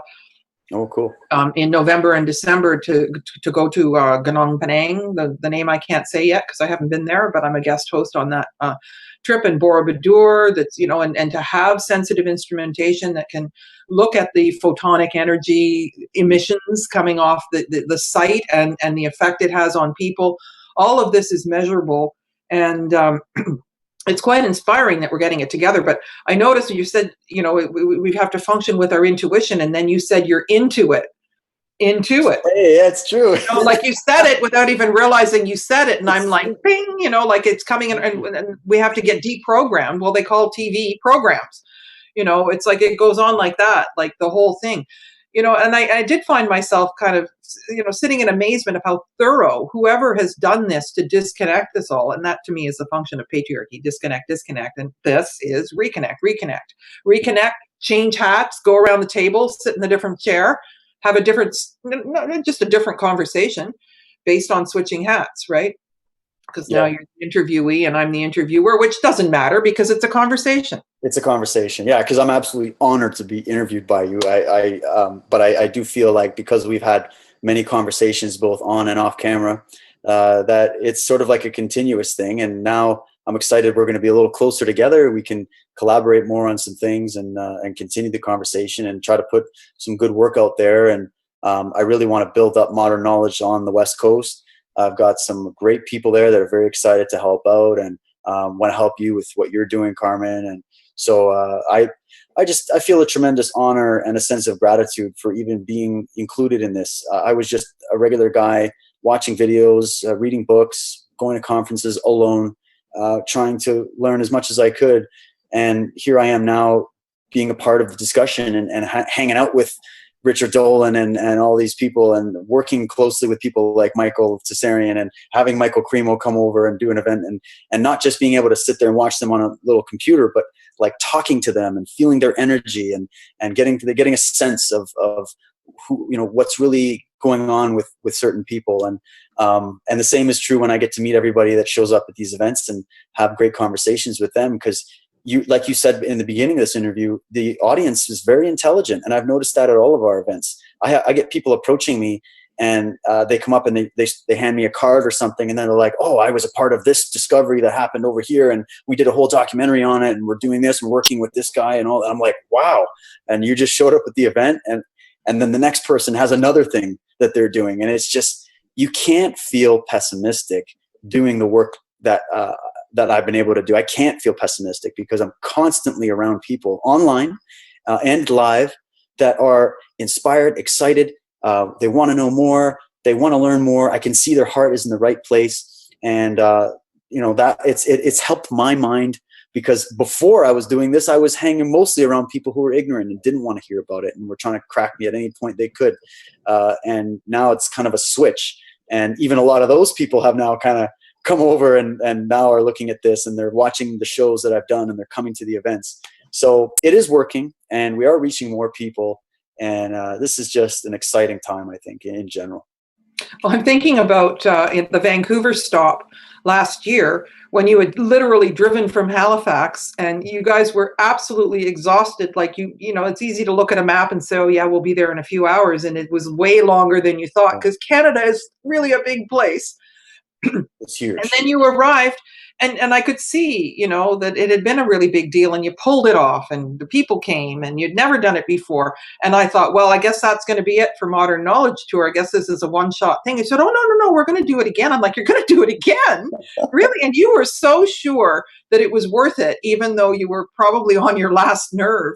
When you last dollar, everything, it's incredibly expensive and stressful and time consuming. And it's literally, Modern Knowledge is myself, Chris, and our wives, my wife, Monica, his wife, Nancy, that are doing this. And thank God for all the volunteers we've had, the people that have supported us. Without that, we wouldn't have been able to get it out there. We weren't as aggressive this year with having 12 cities across the country. We had it planned originally to do the East Coast, but it was something that ended up being impossible this time around. So we're doing the big cities, and then we're planning on doing maybe some little micro events in different parts of Canada, and then maybe even branching out and visiting Europe and doing something there, or going to the States. We've got some people there we want to hook up with, and doing some webcasting where that really worked out well, where you can have people interacting from all over the world. I mean, although I still have a place in my heart for that physical space experience where people are coming in and having that interactivity. But we'd like to try to do different things, doing some multimedia, working with artists, trying to get a new thing going. So, and I think everybody's of this space. They're trying to evolve it, and we all should be doing it. We all should be supporting each other. It's not a competition. It's not like that. This is supposed to be about unifying it, everybody expressing it in their own unique way. And I hope that people can at least, make a living out of this and support their work and get themselves in a place where they don't have to stress about their life. They can really go in and do this. That's why I try to help a lot of these authors by doing interviews and doing special videos with them to promote their work. Because a lot of these people are starving. They're not, this is what they do, and they make very little money doing it. And it's a lot of resistance that happens to them when they're doing this work. So I like supporting that and trying to build them up again and get them back in the game, because otherwise we're going to run out of these kinds of people. They cut few and far between, and we need more of them now than ever. So I think it's a good work to be doing, that's for sure. Well, that's very noble. But the thing is that people often misinterpret that being online is not interactive. But if you're in Toronto and we've got people in Holland, we've got people in Australia, and we're doing interactive view, like the interactivity is happening. I'm looking at you. I can see that you're looking well. I can, like if you see somebody, you can read between the lines on an email. You can feel the energy. We're not all going to be in the same place at the same time. That doesn't mean it isn't really fun to have a hug now and again and see somebody face to face. But honestly, from the work that I've done when I was teaching at U of C online, my students were in 13 countries. Wow. being in the same place, I think it's overrated because the community is narrower, and you just get more surface area. And sure, it's fun, but I just thought that was kind of impractical. So this like people don't want to travel as much. Now we've got webcasting. I find if I do something from at a distance, I want to see the camera on the audience so I can see who I'm speaking to, look at the person when they're asking a question. And now they've developed technology that allows for that. The amount of energy it takes to fly nowadays and money, it's true. Is impractical. And pardon me? I said, and the TSA groping you up and all that every time you go. All that, but also the radiation. Like it's like getting an X-ray every 9 minutes. I took 48 flights in 2012. Yeah. But so to be able to do that is becoming more and more popular. That I like putting the energy into the presentation instead of using my energy getting to the place. And it makes it easier to say yes. Now, in my experience, 3 conferences that I was invited to speak at got canceled or postponed. 2 got canceled, 1 got postponed, because the amount of money that they could charge somebody to come for a weekend conference, it was not, and the number of people they could draw wasn't as much as the system needs for the fuel surcharge and the hotel room. So all these conferences actually needed to be funded in order to pay for the people to come. And you understand that because you've got real live venues and all of that. So, we'll find our community where we can, but I think this kind of work is really important because no matter what, we can do it. We can do it. We can sit here and do it. Do it through the time zones. Somebody's in tomorrow, somebody's in yesterday. We're across town from each other.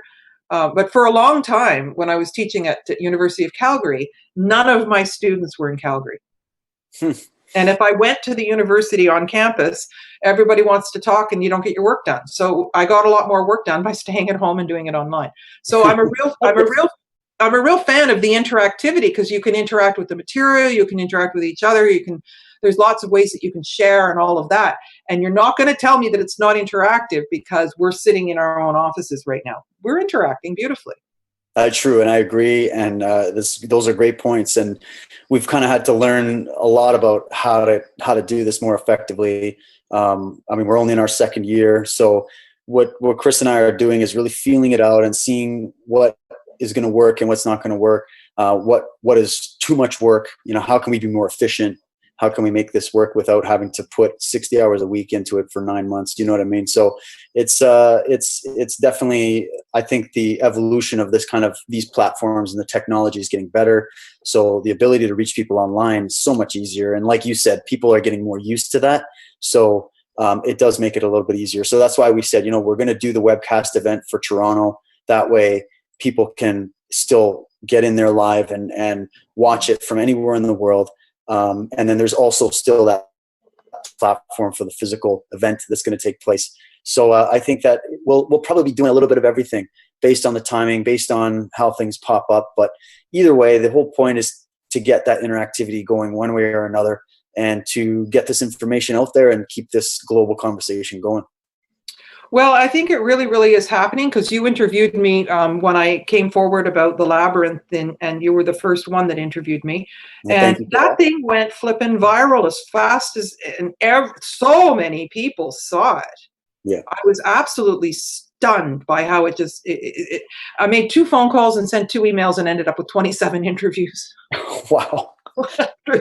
That's awesome. Oh, that's great. See, look at that. How quickly it gets out there, and this is what it's all about. But you don't realize, the influence you have until you see the numbers on a YouTube share. And James Swagger, everything he does goes viral. Yeah, he's doing quite well. So we have a few minutes left to talk here. I want to hear you talk about Malta a little bit and the plans you have for going there. Well, it's early stages of planning.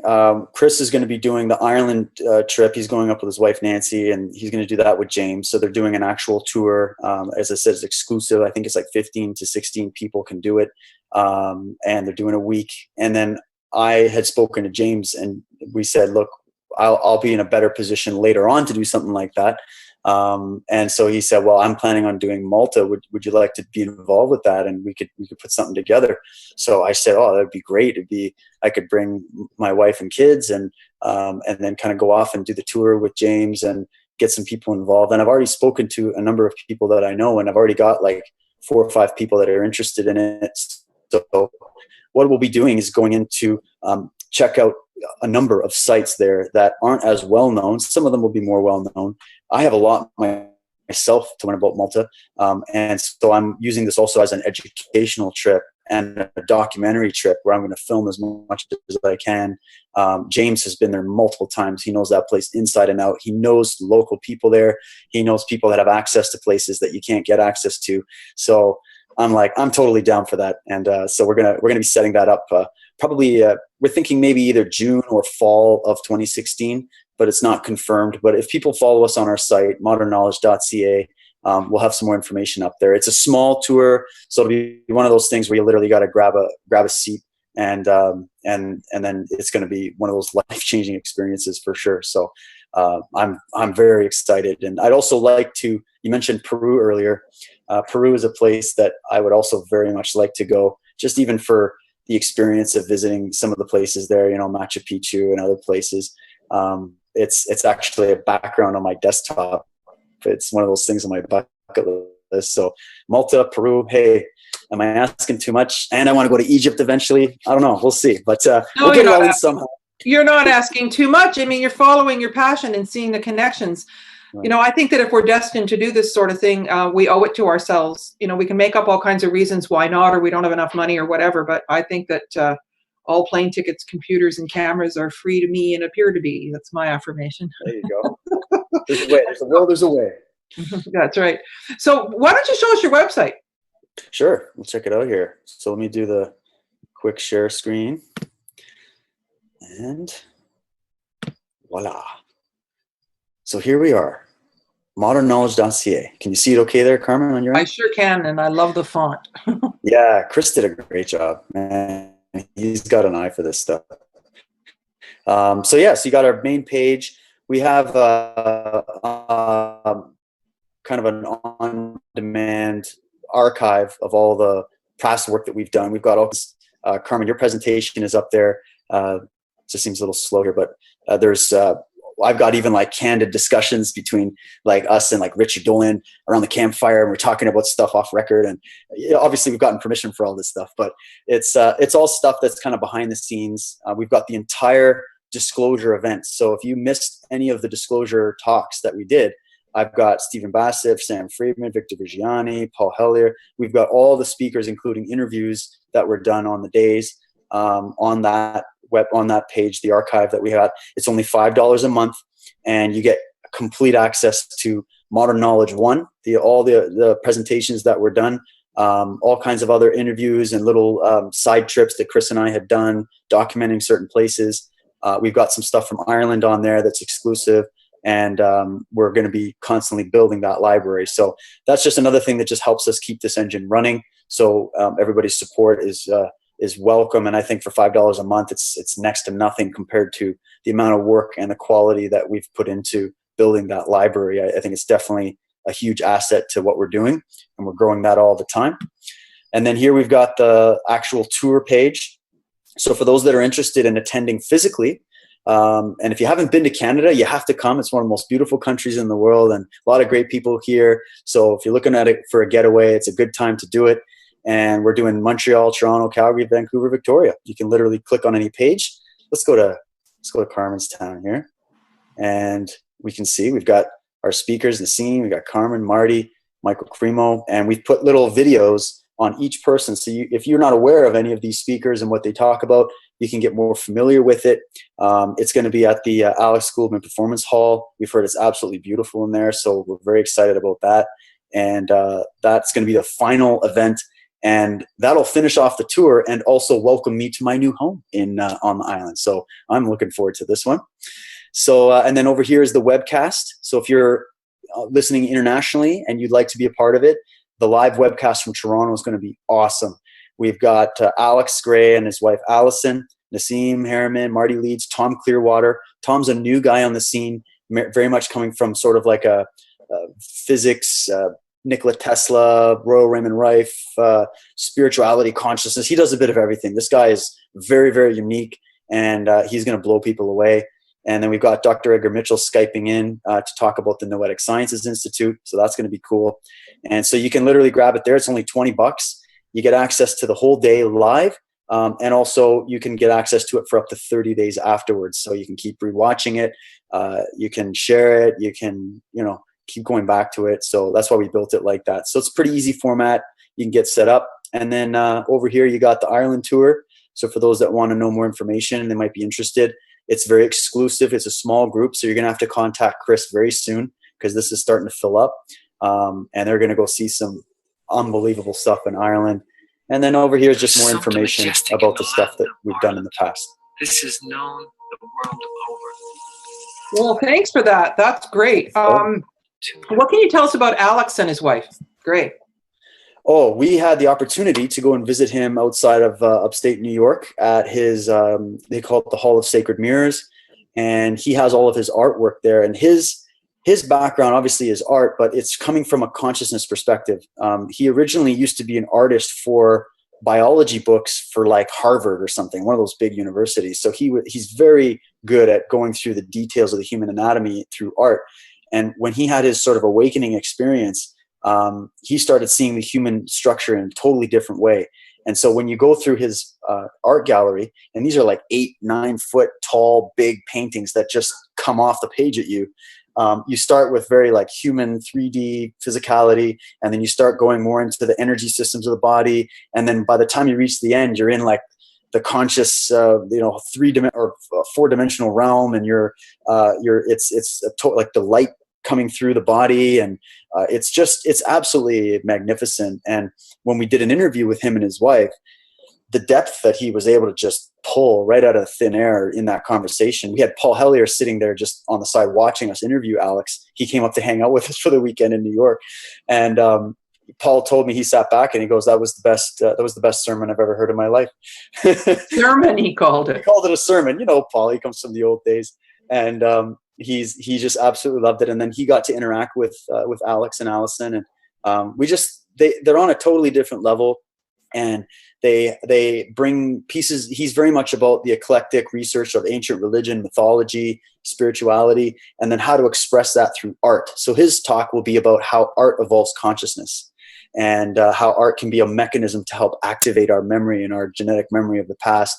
So he's going to talk about that, and I'm very much looking forward to it. He's done like TED Talks and stuff in the past, but he knows he can say whatever he wants on stage for modern knowledge. So I'm looking forward to seeing what he's going to bring, and his wife Allison as well. She's just a magnificent artist also. Oh, I didn't realize Allison's an artist as well. Oh yeah. She does a lot of mandalas and it's just really crazy. You go into their art studio and they're kind of in like an exclusive place in the woods. They got this old wooden cabin, but it's all modern, big panoramic windows. And you go in and you got all Alex's stuff. And I think he was doing a picture of George Washington smoking a pipe of weed. And then on the other side, you got Allison's painting, and she's going through all these like geometries and blending in mandalas. And then they took us in the back and they show that they're constructing their new center. And he just got back from Egypt, and he's incorporating a whole bunch of things in the artwork of this building they're making from what he saw in Egypt. So I just thought that you might think that was pretty interesting. He got very inspired by some of the temples that he visited there. And I think he's just trying to recreate that and then put his art in that as a studio. So that's going to be cool to see once it's complete. Well, what seems to be true about Egyptian temples is that they replicate the cavities of the human body. So you actually go into the first hypostyle hall through the feet, and right. That the Holy of Holies is the pineal gland. And so if he's been studying the body, then the actual geometry of the temples is going to replicate that. And that also goes out that the planet itself replicates the energetics and the solar system and the galaxy and the universe. So the Egyptians understood all of that. So that is really quite interesting. Was it his first time to Egypt? No, I think he's been there before, but I think it was his first time seeing these places, and I didn't have time to get into it too much with him. I'm hoping he's going to share a bit about his experience there when he speaks. But he's very, very knowledgeable about these ancient traditions. He's read all the works. I actually was shocked because I knew him as an artist. I knew him as a performer in that way. I knew that he had done a lot of the artwork for some of the different bands out there that were more into a deeper message, and I'd seen his talks. But then when I got to meet him, and he actually was holding an event at his at the chapel, the Sacred Mirrors. He was holding an event there when we were staying, and he had a speaker coming in and talking about archaeology and philosophy and all of that. And Alex was getting in there and weighing in. And so he's a very scholarly man. And when you walk around the house that you stay in, because he's just got this old house where people come and they stay, and he's got these little rooms, and his art is everywhere. It's a really cute little place. And when you're walking around, there's books everywhere, and he's got like just all kinds of old books and beautiful artwork from other artists. And even when you walk around his property, he's got, little Buddha statues over here, and then something from Egypt over there, and then something from India, and then something from Asia. And like, he's got kind of like that whole global ancient knowledge contained on his property. And that's what he wanted to do.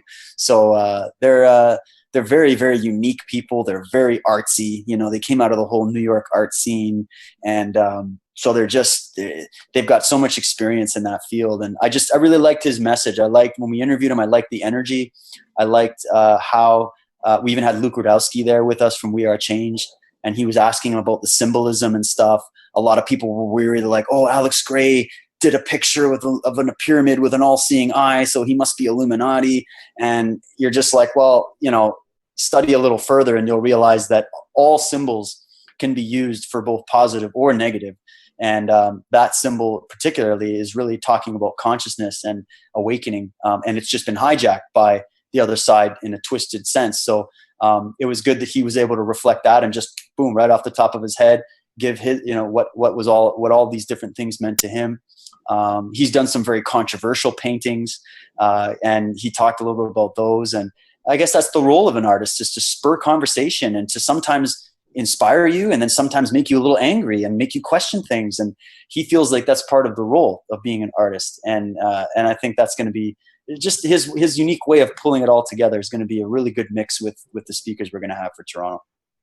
Well, he sounds very accomplished. And what I was thinking when you were speaking there is just that you can take any milieu and develop it as an expression of consciousness, and that's his art. And there's other, you're doing it with your martial arts, and sure, there's lots of ways to go with that. Super interesting. Now, Edgar Mitchell, he walked on the moon, didn't he? Yes, eighth man, walk on the moon, and he was. He also. What I liked about him and why we selected him was that he had sort of an awakening experience that really brought him into looking at things in this way. And he founded the Noetic Sciences Institute. And I can see him, being one of those people pushing this even into the mainstream. And of course, his work with the field of ufology as well, and talking about that. So he's going to be Skyping in. He's getting older. So these kind of guys, you're not going to be around for long. So that's why we wanted to bring them up and hear what they have to say. And he's going to probably be talking to us for probably about 45 minutes. And we're going to have a couple questions with him. But it'll be another thing to add in to the already awesome conversation. He's got some ideas on free energy, technology, and all that kind of stuff. So I want to see what he's going to say and where he's at. And I'm very curious to see how it's all going to fit together. Yeah. And what are noetic sciences for the audience? I'm still learning about it myself, but I think what he's really trying to get down to is the science of consciousness, really, the science of understanding, awareness, and our interconnectivity. And it's about a little bit from the past, a little bit from the present. It's kind of like this whole thing we've been talking about. And so he's got his own unique perspective on it. And I just think that for someone like him, from the stature that he has and the influence that he has and the experience that he has, to now be speaking more on the level of consciousness and awareness and free energy and all these different things, and even openly speaking about the ET subject and disclosure and all of that, I just thought, wow, like that's great. We have to support these guys in coming out with what they have. You don't have to agree with 100% of everything. It's just it's feeling that perspective and letting them come forward with it. But I'll tell you, you're definitely going to get something from Dr. Edgar Mitchell for those that are going to tune in. It's going to be a really good discussion, I'm sure. But it's not about believing. You don't have to believe it. It's about hearing it and feeling how you resonate, or the questions that come up, perhaps asking the questions and investigating. Right. Yeah. It's not like church. It's not like you're going to church and someone's standing on a stage and preaching at you. That's not the format at all. And you were there, Carmen. You know that that's not what we were trying to do. The feeling very much is a sharing circle. When we spoke to some of the natives, our native friends here, Eliza Knockwood and Kevin, they have sharing circles with their communities on a regular basis. And people sit around and they share their knowledge and they talk about what they know. Even Kevin, he gets into like sacred geometry from a native perspective, and Eliza, she's a water keeper, so she brings up that, and they understood this dynamic in the past. This was what you did. You sat around the fire under the stars, surrounded by nature, and you spoke with the elders, and the young people speak, and the elders speak, and the parents speak, and everybody has a voice. And that sharing circle is what builds the intelligence of the community. So this is sort of the idea we're trying to embed with modern knowledge, is to bring that back again and say, okay, well, here's some experts. These are people that have actually dedicated their lives to researching and looking into these different things. But now let's think about this. Let's talk about it. You'll have little breaks through the day, and you can just get up and mingle and go, wow, what that guy was saying, maybe it pissed you off. Maybe you didn't like what that person said. So you're going to talk about it and you're going to think about it. But maybe something you heard really grabbed you and inspired you. And now you're going to be coming from that perspective. So that's what's cool about this, is you're just you're getting that mix together. And I think there's really going to be a lot of fruit born from that experience. Good. Well, congratulations on all the wonderful work you're doing. I'm very, very impressed. I see a lot of character development in you and the people that you're interviewing. I invite everybody to come on and see it virtually, or come join us in any of these cities that you're close to. And so thank you very much for your time today, David. And I look forward to seeing you in Vancouver very shortly. Oh, well, Carmen, it's always a pleasure and it's an absolute honor to be interviewed by you. I look forward to interviewing you again. We got to follow up, and I'm going to do it live with you in Vancouver. And then I want to see your talk. I'm very excited as well. And I'm just excited that I'm sitting right now in my empty house, getting ready to leave and be reunited with my family at the end of this tour in our new home. So I've got a lot of gratitude to put out there, and thanks a lot to the network for Mel having us on today on the show, and Carmen for you bringing us on and supporting modern knowledge. It's a passion, and it's just great to be able to share that passion. Okay, thanks very much. Goodbye, everybody. We'll see you next week.